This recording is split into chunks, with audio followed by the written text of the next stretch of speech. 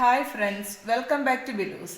ഇന്നത്തെ നമ്മുടെ വീഡിയോ എല്ലാവർക്കും വളരെ എഫക്റ്റീവ് ആയിട്ടുള്ള ഒരു 4 ടിപ്സാണ്. അത് നമ്മുടെ വീട്ടിലുള്ള സാധനങ്ങൾ, ഇതെല്ലാം നമ്മുടെ വീട്ടിലുള്ള സാധനങ്ങളാണ്. ഈ സാധനങ്ങൾ വെച്ച് ചെയ്യാൻ പറ്റുന്ന എഫക്റ്റീവ് ആയിട്ടുള്ള 4 ടിപ്സാണ് ഇന്ന് കാണിക്കുന്നത്. നിങ്ങൾ വീഡിയോ മുഴുവനായിട്ടൊന്ന് കാണണേ. വീഡിയോ കണ്ട് ഇഷ്ടപ്പെടുകയാണെങ്കിൽ വീഡിയോ ഒന്ന് ലൈക്ക് ചെയ്യണേ. അതുപോലെ നമ്മുടെ ചാനൽ ആദ്യമായിട്ട് കാണുന്നവരാണെങ്കിൽ നമ്മുടെ ചാനൽ ഒന്ന് സബ്സ്ക്രൈബ് ചെയ്യാനും മറക്കല്ലേ. നമ്മുടെ ആദ്യത്തെ ടിപ്പിലേക്ക് കിടക്കാം. ഇപ്പം നമ്മുടെ വീടിൻ്റെ ടൈല്, ഗ്രാനൈറ്റ് അങ്ങനെയൊക്കെയുള്ള ഭാഗങ്ങളിൽ നല്ല അഴുക്ക് കാണും ചില സ്ഥലങ്ങളിൽ. അതായത് ഈ കോർണർ ആയിട്ടുള്ള ഭാഗങ്ങളിൽ നല്ലതുപോലെ അഴുക്കിരിക്കും. അത് നമ്മൾ ഒന്ന് വെറുതെ തുടച്ചു പോയാൽ അതൊന്നും പോകത്തില്ല. ഇങ്ങനെ ഇരുന്ന് നല്ല രീതിക്കുള്ള അഴുക്കുണ്ടാകും ഈ കോർണറായിട്ടുള്ള ഭാഗങ്ങളിൽ, ഇങ്ങനെ ഭിത്തിയോട് ചേരുന്ന ഭാഗങ്ങളിൽ. പിന്നെ അതുപോലെ തന്നെ ഈ ചില ഗ്രാനൈറ്റിൻ്റെയൊക്കെ കറുപ്പ് കളർ കുറച്ച് നാൾ കഴിയുമ്പോൾ അങ്ങ് മങ്ങിപ്പോവും, വേറൊരു കളറായി മാറും, ആ ഒരു കറുപ്പങ്ങ് കുറയും. അപ്പോൾ അതിനുള്ളൊരു എഫക്റ്റീവായിട്ടുള്ള ഒരു ടിപ്പാണ് ഇപ്പോൾ കാണിക്കുന്നത്. ഇത് ഗ്രാനൈറ്റ് ആണ്. വെളിയിലേക്കുള്ള നമ്മുടെ ഒരു സ്റ്റെപ്പ് ഉണ്ടല്ലോ, സിറ്റോട്ടി എന്നുള്ള ആ ഒരു സ്റ്റെപ്പിലിട്ടിരിക്കുന്ന ഗ്രാനൈറ്റ് ആണ്. പക്ഷെ അതിൻ്റെ കളറെല്ലാം നന്നായിട്ട് മങ്ങിയിട്ടുണ്ട്. മങ്ങി ഒരുമാതിരി അഴുക്ക് പിടിച്ചിരിക്കും. നമ്മൾ വെറുതെ തുടച്ചാലൊന്നും അത്ര ക്ലീൻ ആവത്തില്ല. അന്നേരം ഒന്ന് കറുപ്പ് കാണിച്ചാലും പിന്നെ അതങ്ങ് മാറും. അപ്പോൾ അത് നല്ല രീതിയിൽ കറുത്ത് കിട്ടാൻ വേണ്ടിയിട്ട് നമുക്ക് ഈ ടൈൽ പണിക്കാർ പറഞ്ഞു തന്നൊരു ടിപ്പാണ് കേട്ടോ ഇത്. നമുക്കിത് ക്ലീൻ ചെയ്യാൻ വേണ്ട കുറച്ച് സാധനങ്ങളെന്ന് വെച്ചാൽ ഒരു ഷാമ്പു, ഒരു സാഷയാണ് ഞാൻ എടുത്തിരിക്കുന്നത്, ക്ലിനിക് പ്ലസിൻ്റെ ഷാമ്പു. ഇത് ഞാനാണെങ്കിൽ ഈ ഒരു പാക്കറ്റ് മുഴുവനായിട്ട് എടുത്തിട്ടുണ്ട്. ഇത്രയും ടൈലിൻ്റെ അത്രയും ഭാഗം തുടയ്ക്കാനുള്ളതുകൊണ്ട് ഈ പാക്കറ്റ് മുഴുവൻ ഷാമ്പു ഞാൻ ഇതിലേക്ക് എടുത്തിട്ടുണ്ട്.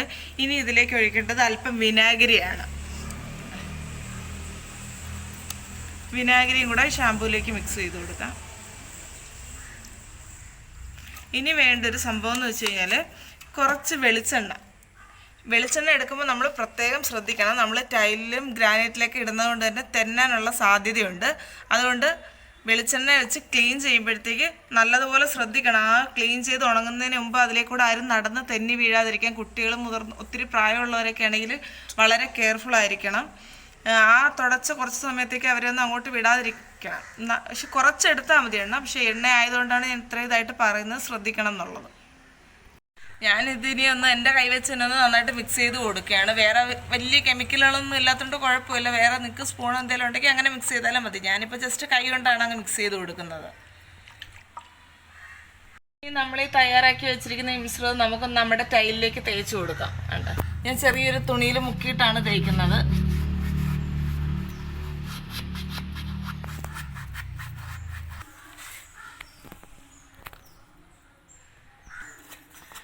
ഇതിപ്പം ഞാൻ ജസ്റ്റ് ഒന്ന് കുറച്ച് തുണി വെച്ച് ഇങ്ങനെ ആ ഒരു ഭാഗം ചെയ്തപ്പോൾ തന്നെ ഉണ്ട് ഇത്ര ഭാഗത്ത് ഇളകി തുടങ്ങിയിട്ടുണ്ട്. നന്നായിട്ടൊന്ന് തേച്ച് കൊടുക്കുമ്പോഴേ നല്ല രീതിയിൽ അത് ഇളകി കിട്ടും. അത് മൊത്തം ക്ലീൻ ചെയ്തിട്ട് ഞാൻ കാണിച്ചു തരാം.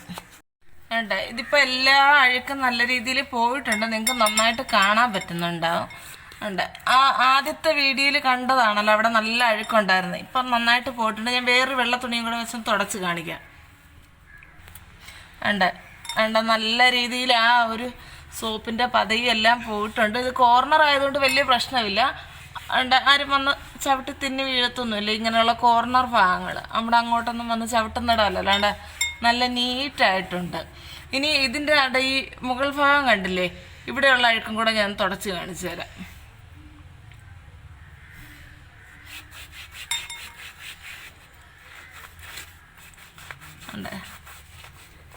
നല്ല രീതിയിൽ പോയിട്ടുണ്ട്.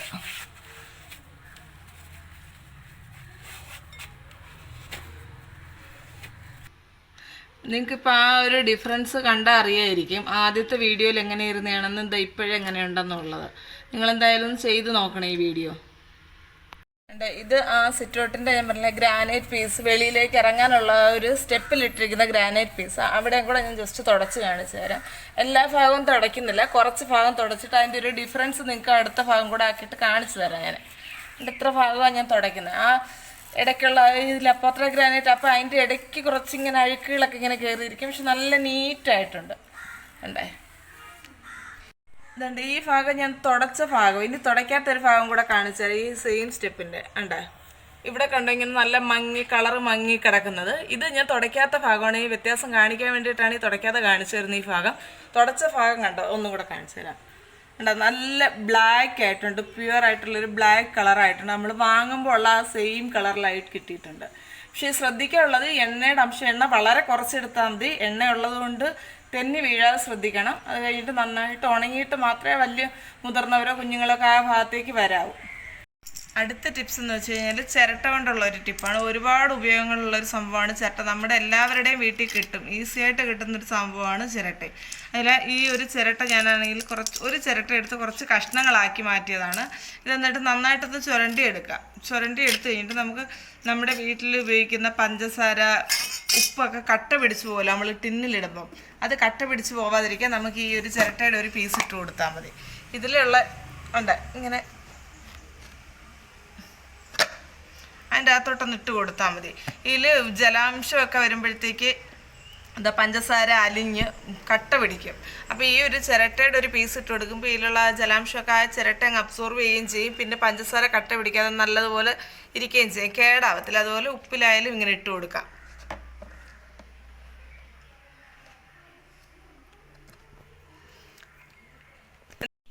നമ്മുടെ അടുത്ത ടിപ്പെന്ന് വെച്ച് കഴിഞ്ഞാൽ നമ്മുടെ വീട്ടിൽ ചിലപ്പോൾ അരിയിലോ മറ്റേ ഉഴുന്നിലോ അങ്ങനെയൊക്കെ ഉളുമ്പുകൾ കയറാനുള്ള സാധ്യതയുണ്ട്. അങ്ങനെ ഉളുമ്പ് കയറിക്കഴിഞ്ഞാൽ അതിനെ എങ്ങനെ കളയാന്നുള്ളതാണ്. നമുക്കിത് നുള്ളിപ്പറക്കി എടുക്കുമെന്ന് വെച്ചാൽ പാടാ. അതുപോലെ ചിലർ പണ്ടൊക്കെ ആണെങ്കിൽ നമ്മളിങ്ങനെ തട്ടിയിട്ട് വെയിലത്ത് വെക്കുമായിരുന്നു. പക്ഷെ വെയിലത്ത് വെച്ച് കഴിഞ്ഞാൽ നമ്മൾ കൂടെ നിൽക്കണം, ഇതിൻ്റെ കൂടെ വല്ല കാക്കയോ ഒന്നും വന്ന് എടുക്കാതിരിക്കാൻ വേണ്ടിയിട്ട്. അപ്പോൾ അത് നമുക്ക് ബുദ്ധിമുട്ടായിരിക്കും. അപ്പം അതെങ്ങനെ നമുക്ക് ഈസി ആയിട്ട് കളയാന്നുള്ളത് അവിടെ നിങ്ങൾക്ക് കാണാൻ പറ്റുന്നുണ്ടാണ്ട്. ഇതിനകത്തെല്ലാം നല്ലതുപോലെ ഉളുമ്പുണ്ട്. കാണാൻ പറ്റുന്നുണ്ടല്ലോ. ഈ ഒരു ഉളുമ്പിനി പോക്കാൻ എന്താ ചെയ്യേണ്ടതെന്ന് വെച്ച് കഴിഞ്ഞാൽ നമ്മുടെ നമ്മൾ അരി തട്ടി ഇടുന്നതിന് മുമ്പ് ഇരുന്ന പാത്രം ഉണ്ടല്ലോ, ഈ പാത്രം നമുക്കൊന്ന് നന്നായിട്ട് തുടച്ചെടുക്കാം. നമുക്കിനി ഒരു പേപ്പറോ എന്തെങ്കിലും ഒരു പരന്ന പാത്രമോ എടുത്തിട്ട് അതിലേക്ക് കുറച്ച് മുളക് പൊടി ഒന്ന് ഇടറി കൊടുക്കാം. ഇവിടെ ഇപ്പം ഞാൻ ഒരു വെള്ള പേപ്പറാണ് എടുത്തിരിക്കുന്നത്, നിങ്ങൾക്ക് കാണാൻ വേണ്ടിയിട്ടാണത്. എന്നിട്ട് കുറച്ച് മുളക് പൊടി ഇട്ടിട്ട് അതിലേക്ക് നമ്മുടെ ഈ ഉളുത്ത അരി ഇട്ട് കൊടുക്കാം. അരി ഇങ്ങനെ പതിയെ ഇങ്ങനെ ഇട്ട് കൊടുക്കാൻ. മുളക് പൊടി ആയതുകൊണ്ട് നമുക്കൊരു കാരണവശാലും പേടിക്കേണ്ട ഒരു കാര്യമില്ല. ഇതിപ്പോൾ നമ്മുടെ ശരീരത്തിൽ പോയാലും നമ്മൾ ആഹാര സാധനങ്ങളിൽ ഉപയോഗിക്കുന്ന ഒരു സാധനവും മുളക് പൊടി. അതുകൊണ്ട് നമുക്ക് ധൈര്യമായിട്ട് തന്നെ മുളക് പൊടി ഇട്ട് കൊടുക്കാം.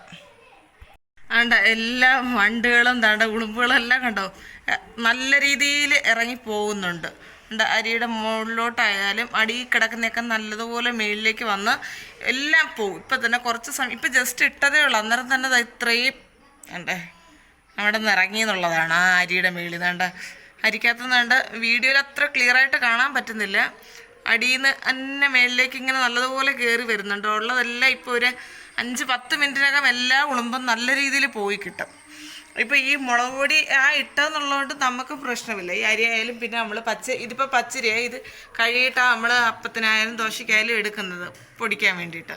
അപ്പോൾ അതുകൊണ്ട് മുളക് പൊടി ഇട്ടതുകൊണ്ട് നമുക്ക് യാതൊരു ദോഷവും വരുന്നതുമില്ല. ഇവിടെ മൊത്തം ഇപ്പോൾ ഉളുമ്പായിട്ടുണ്ട്. ഈ ഒരു തറയിൽ മുഴുവൻ അതിൽ നിന്ന് ഇറങ്ങിയ ഉളുമ്പുകൾ ഇറങ്ങി പോകുന്നുണ്ട്.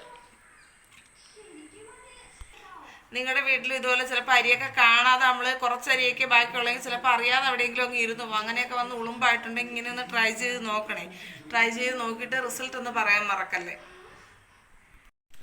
നമ്മുടെ അടുത്ത ടിപ്പെന്ന് വെച്ച് കഴിഞ്ഞാൽ നമ്മുടെയൊക്കെ വീട്ടിൽ ദിവസവും നമ്മൾ യൂസ് ചെയ്യുന്ന സംഭവമാണ് അരി.